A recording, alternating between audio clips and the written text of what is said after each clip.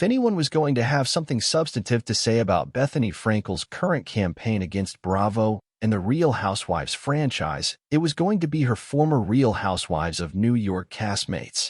But when asked about the Frankels' attempted takedown of the franchise by a fan during a panel for Ultimate Girls Trip, RHONY Legacy, moderator Michael Rapaport shot the question down. "Does this look like a fucking takedown?" asked Rapaport, pointing to the crowded convention center ballroom, before shouting, "Next." Rapaport, an actor who recently appeared in a pickle costume on The Masked Singer, was introduced at the top of the panel as a ginormous Bravo fan. His moderation did not seem to get a surplus of love from the audience. He was booed for cutting off a second audience question, not that any of them were remotely contentious. Before moving on from the Frankel moment, however, castmate Kelly Bensimon did manage to get in a few words.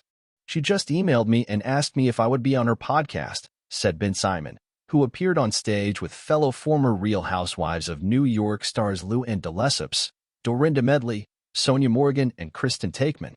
"I told her I'd revisit it in 2025. Bensimon appeared on 3 seasons of The Real Housewives of New York before departing Bravo for nearly a decade.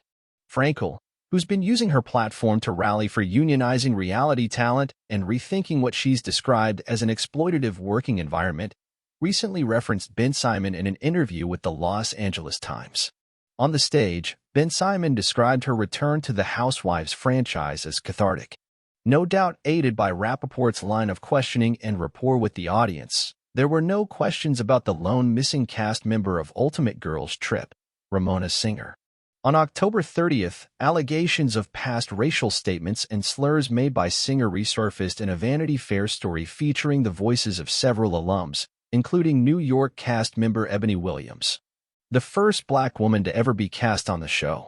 The story alleges that Singer used the N-word during a conversation with a black crew member during production of Season 13 of the series, though a resulting network investigation was deemed inconclusive. Singer was quickly removed from the BravoCon lineup the day after the story posted, before reportedly losing another one of her revenue streams. The interesting thing about the women on the panel is that they were all, essentially, let go. Medley was dropped in 2020.